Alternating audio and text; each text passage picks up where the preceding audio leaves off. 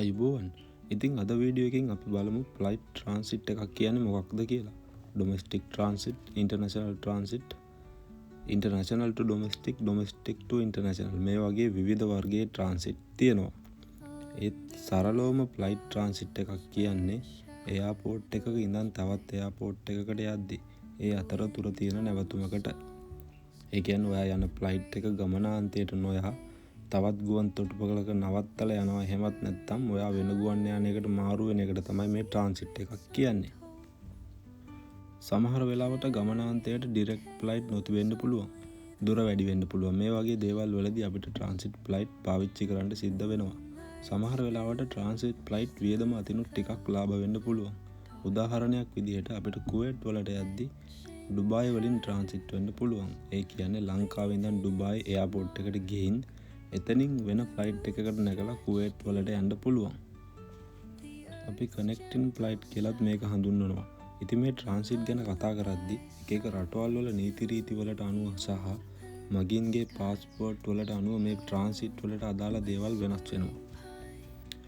ඒ හින්දා මම මේ කරන වීඩියෝ එක මගින් හැම ට්‍රාන්සිට් එකක් ගැනම විස්තර කරන්න බෑ. නමුත් සරලවම මේ ට්‍රාන්සිට් එකකදී වෙන දේ සහ කරන්න ඕන දේවල් මගේ අත්දැකීම් වලින් මම පැහැදිලි කරන්නම්.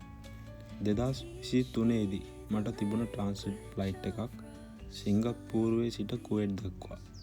මේ ගමනට මම තෝරගත්තේ සෞදි අරාබියට අයත් සෞදියා කියන ගුවන් සේවය. ඉතින් සිංගප්පූරුවේ ඉඳන් කුවේට් වලට ඩිරෙක්ට් ෆ්ලයිට් නැහැ. මේ නිසා මට සෞදියා ෆ්ලයිට් එකකින් සෞදි අරාබියේ තියෙන ජිද්දා නගරයට ගිහින් එතනින් කුවේට් වලට යන්න සිදු වුණා. හැබැයි සිංගප්පූරුවේ ඉඳන් සෞදියටත් සෞදියේ ඉඳන් කුවේට් වලටත් යන ෆ්ලයිට් දෙකම එකම ගුවන් සේවය. ඒ වගේමයි එකම PNR නම්බර් එක. මොකද මම මේ ෆ්ලයිට් දෙකම බුක් කරේ එකට. ඒ හින්දා මට ලැබිච්ච වාසි තමයි මට සෞදි අරාබියට ට්‍රාන්සිට් වීසා අවශ්‍යතාවයක් නැහැ. ඒ වගේමයි මගේ චෙකින් ලගේජ් එක මම සෞදි වලින් ක්ලේම් කරන්න අවශ්‍යතාවයක් උනේත් නැහැ. හදිස්සියක් වෙලා මගේ පළවෙනි ෆ්ලයිට් එක ඩිලේ වෙලා දෙවෙනි ෆ්ලයිට් එක මට මිස් වුණා නම් ඒ වගකීම ගුවන් සේවය මගින් බාර අරගෙන මාව ඊළඟට තියෙන ෆ්ලයිට් එකට අනිවාර්යයෙන්ම දානවා. ඒ වගේමයි මට සිංගප්පූරුවේ ඉඳන් සෞදියටත් සෞදියේ ඉඳන් කුවේට් වලටත් බෝඩින් පාස් දෙකම සිංගප්පූරුවේදී හම්බුණා.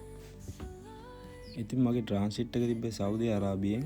මම සෞදි අරාබියට මේ ගුවන් යානේ ආවට පස්සේ බේකින් බැහැලා ඉමිග්‍රේෂන් එක හරහා යන්න උවමනාවක් නැහැ. එහෙමත් නැත්නම් එක්සිට් වෙන්න ඕනෙත් නැහැ. බැගේජ් ක්ලේම් කරන්න අවශ්‍යතාවයකුත් නැහැ. ඒ හින්දා එයාපෝට් එක ඇතුළෙන්ම ට්‍රාන්සිට් කියන පැත්තට තමයි මම යන්න ඕනේ. ඊට පස්සේ මගේ ඊළඟ ෆ්ලයිට් එක තිබ්බේ පැය 10කට විතර පස්සේ. මම මගේ හෑන්ඩ් ලගේජ් එකත් අරගෙන වේටිං ඒරියා එකට වෙලා මේ පැය 10 නිදාගෙන හිටියේ. ඊට පස්සේ කුවේට් යන ෆ්ලයිට් එකට මම ගොඩ වුණා. මම චෙකින් ලගේජ් එක කුවේට් වලින් තමයි ක්ලේම් කරගත්තේ. ඒ කියන්නේ මගේ ගමනාන්තයෙන්. මෙතනදී මගේ දෙවෙනි බෝඩින් පාස් එකේ ගේට් නම්බර් එක සඳහන් කරලා නැහැ. මොකද මම සිංගප්පූරුවේ හිටියේ ඊට පැය 10කට විතර කලින්. ඒ වගේ වෙලාවක් ඇතුළත එයාලට ගේට් නම්බර් එක මේ ඩිසයිඩ් කරන්න බෑ. ඒ නිසා ඔයාලා කරන්න ඕනේ අදාළ ෆ්ලයිට් නම්බර් එක ඩිස්ප්ලේ වලින් බලලා හරි ගේට් එක හොයාගන්න එක. ඉතින් මගේ ෆ්ලයිට් දෙක අතර පැය 10ක කාලයක් තිබුණ හින්දා මම කරේ පැය 8ක් විතර පුටුවකට වෙලා නිදාගන්න එක. මොකද එච්චර කලින් මම යන ෆ්ලයිට් එක ඩිස්ප්ලේ වලට වැටෙන්නේ නැහැ.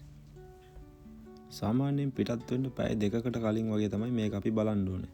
මේකෙදි මේ ට්‍රාන්සිට් වෙන්න ගොඩක් අය ඉන්නවා. ඒ හින්දා බය වෙන්න කිසිම දෙයක් නැහැ. මේක හරිම සරල දෙයක්. හැබැයි ටිකට් බුක් කරද්දි තමයි ගොඩක් සැලකිලිමත් වෙන්න ඕනේ.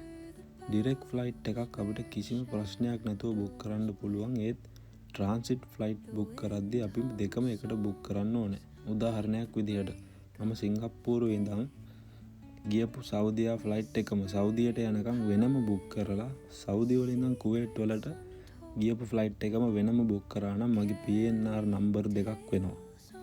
එතකොට වෙන්නේ මම සෞදියෙන් බැහැලා එක්සිට් වෙලා මගේ චෙකින් ලගේජ් එක ක්ලේම් කරලා ආයෙත් ගිහින් කුවේට් ෆ්ලයිට් එකට චෙකින් වෙන්න ඕනේ. එහෙම එක්සිට් වෙන්න නම් මම අනිවාර්යයෙන්ම සෞදි අරාබියේ ට්‍රාන්සිට් වීසා ඇප්ලයි කරන්න ඕනේ. ටිකට් බුක් කරන සයිට් වලත් මේ සෙල්ෆ් ට්‍රාන්ස්ෆර් කියලා කියන්නේ ඒකට. සෙල්ෆ් ට්‍රාන්ස්ෆර් වෙනවා කියන්නේම ට්‍රාන්සිට් වෙන රටේ ඉමිග්‍රේෂන් එක හරහා ගිහින් අනිත් ෆ්ලයිට් එකට චෙකින් වෙනවා කියන එක. සමහර සෙල්ෆ් ට්‍රාන්ස්ෆර් තියෙනවා එයාපෝට් එක පවා චේන්ජ් වෙනවා. ඒ කියන්නේ උදාහරණයක් ගත්තොත් කවුරු හරි කෙනෙක් හිතන්න ලංකාවෙන් ට්‍රාන්සිට් වෙනවා කියලා. සමහර වෙලාවට එයා ලංකාවේ කටුනායකට ඇවිල්ලා මත්තලින් ආපහු ඊළඟ ෆ්ලයිට් එකට ගොඩ වෙන්නත් පුළුවන්. මේ ඕනෙම සෙල්ෆ් ට්‍රාන්ස්ෆර් එකකදී ඒ අදාළ රටේ ට්‍රාන්සිට් වීසා අනිවාර්යයෙන්ම අවශ්‍ය වෙනවා. ඔන්ලයින් වලින් අපි ටිකට් බුක් කරනකොට මෙහෙම ලේಓවර් කියලා දාලා තියෙන්නේ ෆ්ලයිට් එකකින් තවත් ෆ්ලයිට් එකකට මාරු වෙන එක. මෙතනදී අපිට ට්‍රාන්සිට් වීසා අවශ්‍යතාවයක් නැහැ. නමුත් පොඩි ටිප් එකක් කියන්නම් ඇමරිකාව වගේ රටවල් වල මෙහෙම ලේಓවර් වෙන්නත් ට්‍රාන්සිට් වීසා අවශ්‍ය වෙනවා. ඒ හින්දා ට්‍රාන්සිට් ෆ්ලයිට් බුක් කරද්දී අනිවාර්යයෙන්ම ට්‍රාන්සිට් වෙන රටවල් වලට අදාළ වීසා නීති රීති ගැන සහ අපේ චෙකින් ලැගේජ් එක ගමනාන්තය දක්වා ගුවන් සේව මගින් බැගේජ් ක්ලේම් නොකර ගිහින් දෙනවද කියන එක ගැනත් සැලකිලිමත් වෙන්න. මම දන්න තරමින් ලංකාවට රටවල් වල එකම ගුවන් සේව මගින් ට්‍රාන්සිට් වෙන්න වීසා අවශ්‍යතාවයක් නැහැ. ඒ කියන්නේ ෆ්ලයිට් එකෙන් බැහැලා එක්සිට් නොවී එයාපෝට් එකේ එයා සයිඩ් එකෙන්ම අනිත් ෆ්ලයිට් එකට මාරු වෙන එක. ඉන්දියාව, Dubai, Saudi, Qatar, Bahrain, Singapore, Thailand, Malaysia වගේ රටවල් වල ට්‍රාන්සිට් වීසා නැතුව අපේ ලංකාවයට ට්‍රාන්සිට් වෙන්න පුළුවන්. ඒ කියන්නේ ලේಓවර්. සෙල්ෆ් ට්‍රාන්ස්ෆර් නෙමෙයි. සෙල්ෆ් ට්‍රාන්ස්ෆර් වෙන්න නම් වීසා අවශ්‍යතාවයක් තියෙනවා. හැබැයි මෙතනදී මම කිව්වේ ලේಓවර් ගැන. ඒ කියන්නේ ෆ්ලයිට් එකෙන් බැහැලා ඊළඟ ෆ්ලයිට් එකට ගොඩ වෙන එක. එතකොට ඉමිග්‍රේෂන් එක හරහා යන්නේ නැහැ. ඉතින් මම හිතනවා ගොඩක් අවබෝධයක් එන්න ඇති කියලා ට්‍රාන්සිට් ෆ්ලයිට් ගැන මොන හරි දැනගන්න දෙයක් තියෙනවා නම් කමෙන්ට් එකක් දාන්න පුළුවන්. ගොඩක් ස්තුතියි වීඩියෝ එක බලුවට.